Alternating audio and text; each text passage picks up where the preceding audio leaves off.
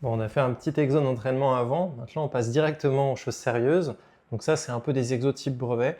Donc là, l'enjeu, ça va être de regrouper ensemble les puissances qui peuvent être regroupées. Et s'il y a des petits nombres, éventuellement, on les calcule. Donc on va essayer de faire le mieux qu'on peut en appliquant les petites propriétés qu'on a vues ensemble. Donc là, la première chose qu'on voit, c'est qu'il y a des puissances de puissance, il y a des produits. Donc toutes ces petites propriétés-là, on va les faire les unes après les autres. Donc là, j'ai remis 3 des propriétés de base au cas où si tu as un doute. J'ai mis avec des puissances de 10, mais on peut mettre avec n'importe quel autre type de puissance. Donc on va appliquer ces propriétés-là ici.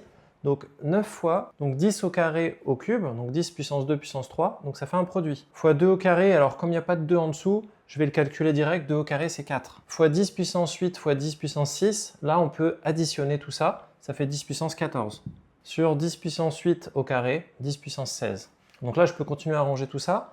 Là, on voit 10 puissance 6 fois 10 puissance 14, ça va faire 10 puissance 20.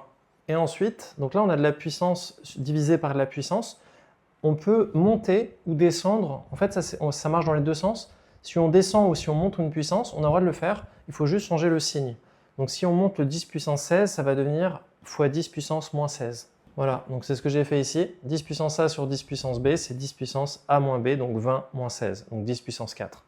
Une fois qu'on est là, soit on peut laisser ça comme ça, soit tu peux écrire en écriture scientifique.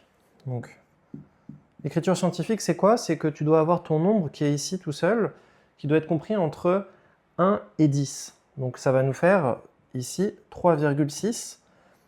Et comme on a décalé de 1 la virgule, on va augmenter, on va faire x10 en plus, on va faire x10 puissance 5. Voilà, donc ça, c'est un bon moyen de simplifier pour que ce soit joli. Donc soit tu écris en écriture scientifique. Une autre possibilité, c'est d'écrire en nombre. Donc en nombre, ça veut dire tout simplement x 10 puissance 5, ça veut dire que tu vas décaler 5 fois la virgule.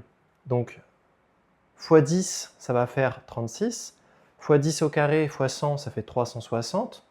X 10 au cube, 3600. Donc 10 puissance 3, c'est 1000. X 10 puissance 4, 36 000. Et donc x 10 puissance 5, 360 000. Donc c'est bien d'être à l'aise sur les deux écritures, de bien visualiser ce que ça veut dire.